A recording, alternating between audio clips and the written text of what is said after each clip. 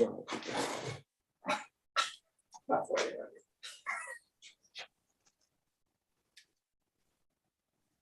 2 seconds. I think we can't do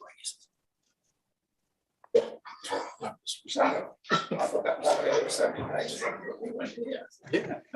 I've got to take them as given. Okay. Yeah, Mr. Chairman, we're in your hands. Not in this format. No. Problem for the staff.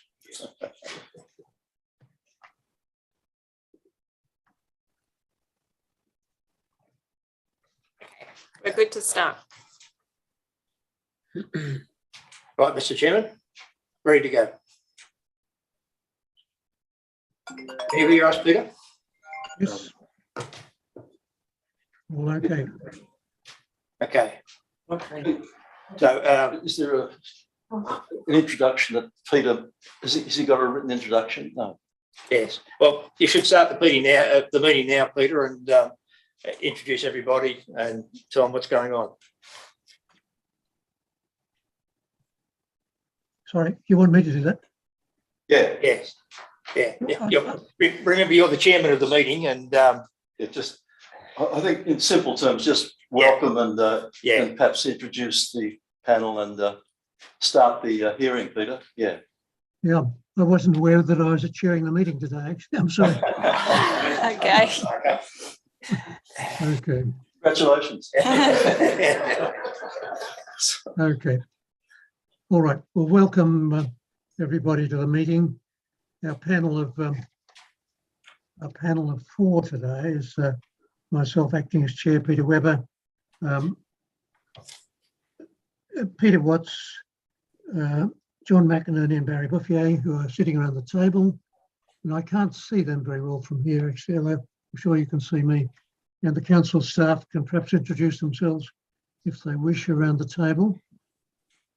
Yes, I'm Chris Young. I'm the acting Director of Development Control and Regulatory Services at the council. And Philippa Hayes is our assessment officer for the first application. And for the second application in Addie Street, it's Lynn Sheridan, and she'll attend when that matter comes up. And I'll say, Mr. Chairman, that I was actually an expert on the planning panel for the Addie Street matter beforehand that made the decision. So I'll recuse myself from this particular meeting and take no action, no further impact at all in the decision that the panel will make on the reconsideration. Okay, thank you, noted. Should we hear from Mr. Martin on the first matter? Yes. Yes. Hear from the objectors in the normal course of events. Yes, yeah. I think we've only on that one. We've only got two. Mr. Tidwell is here as well. All right, Andrew Martins, can you introduce yourself and explain your role? Yes, thank Mr. Chair, and to the panel. Thank you for being able to address you today via live stream. Andrew Martin, planning consultant, and I'm speaking on behalf of the adjoining neighbours at number 28 Joubert Street in Hunters Hill. They own the heritage listed property that's referred to in your report. And we made submissions as part of the DA application as we normally would, and they have been duly considered, and we would ask the panel to endorse the recommendation that's before you for refusal.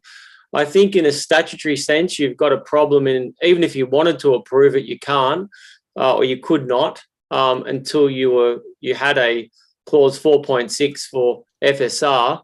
And then I would put to the panel that even if you were given one right now, that it wouldn't be sufficient to get this application across the line. So it requires a clause 4.6 for a landscaped area. The council's consistently applied this application, this control. It's essentially a vacant site once you demolish the existing building. And so on the FSR non-compliance and on the landscaped area non-compliance alone, it would be sufficient to warrant refusal and endorse the recommendation. From my client's perspective, It's just essentially the pushing back of this whole building into the rear yard, the incompatible building line, the rear building line, and the consequential changes in levels of terracing and the loss of privacy that manifests from these elevated balconies and so forth. I think cumulatively it just is an overdevelopment. It reduces privacy of all neighbours, has no regard for the rear building setbacks. It relies heavily on vegetation to maintain privacy. There's case law and planning principles on that, with the most notable reference being reliance on landscaping alone. And this does because it's elevated and it's up above the fence line. It relies on, good maintenance, good weather and good luck. And so we generally don't rely on that to make this development acceptable. And it just needs to be redesigned. I think fundamentally it's the wrong site for this type of outcome. It may well be the owner's wish to create these level living spaces and terraced areas, but the first point of call is you've got to look at the site levels, then it just doesn't lend itself. I think that was your bell ringing earlier. But I think the panel's had a lot of time to look at this and looked at the site, and we've got our mind around most of the issues, and we can see your key points are FSR and site coverage, I suppose, and the consequential impacts of that. So any questions for Andrew Martin? No, thanks. Nothing from the panel? No. No questions, Andrew. You must have explained yourself well. Thank you very much. Thank you, Mr. Chair. Mr. Tidwell. Want to come up and to sit at the table with that microphone? Thank you. Thank you very much. Thank you to the chairman. Thank you to the committee. Sorry, yes, I'm not sure where's. Oh, the camera's up there. So I'm Mr. Sorry, I'm Mr. Tidswell. Tidswell. I'm in the adjoining property on the western side, and I think I'm going to echo number 32. Yes. I'm going to echo most of Andrew Martin's comments. The extension will overlook our backyard and dominate and remove privacy on the use of our backyard. The property is basically too big. It doesn't have any particular aesthetics to recommend it. Before they put the application in, about the backyard had been full of trees. If you look in the overhead photo from the original design document, you can see all the trees. By the time the heritage consultant put in, the trees had been removed, and the heritage consultant's photo shows that the backyard is now free of trees. So there was a lot of trees that have disappeared in the last 2 and a bit years. It's doing that. It's shading my place. I'm going to lose morning sun for about 2 in the kitchen in the northeast corner for about 2.5 months of the 2 months of the year. I'm going to lose water views. I'm going to end up with a house which is miserable and depressing to live in. Basically, I think it's going to force me to knock it down, probably to move, since I don't think I'll be able to build something comparable or afford to build something comparable to continue to live there. I don't think it's really got any. It's not engaging with the community and the neighbours in a way that's equitable for everybody. Is fundamentally the problem I've got there with specific points. I think all of these were made in my original submission, except perhaps I hadn't realised the privacy implications of the long extension out the back garden in the earlier plan. Okay, thank you. Any questions from the panel? No. No, and I don't have any. I know your statement's quite clear, so thank you very much again. And now, Mr. Chairman, for the next item, we have some people to address. I'll leave the meeting and then come back later on. That's it.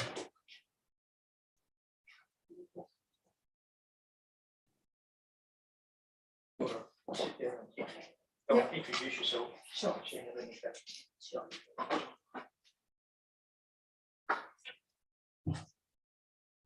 Hello, 880 Street, yes. Mr. Chairman, we're moving to 880 Street. Is that Okay, thank you very much. And what's the process now? Do we have some speakers?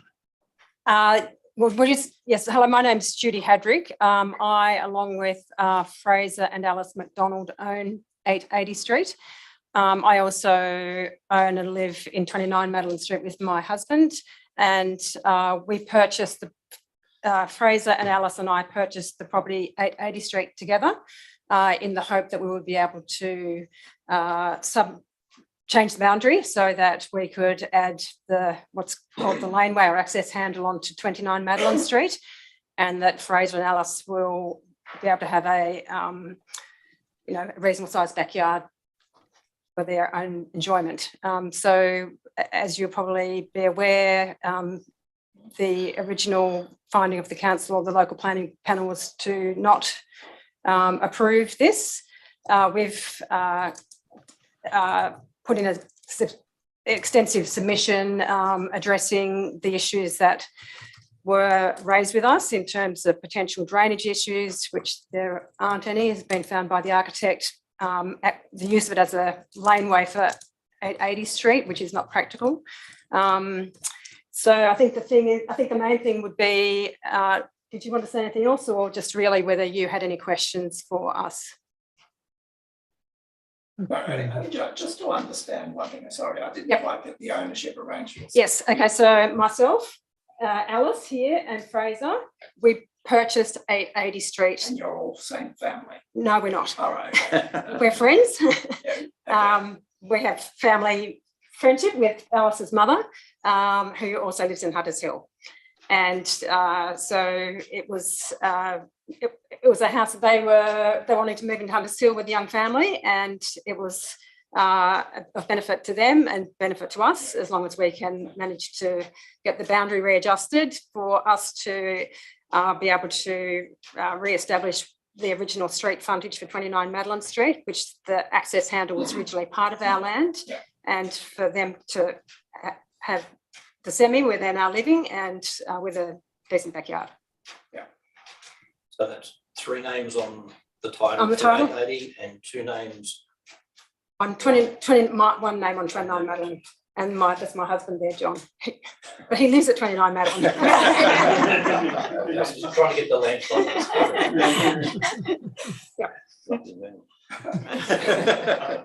Now that everyone knows your business, it's all out on YouTube. That's right.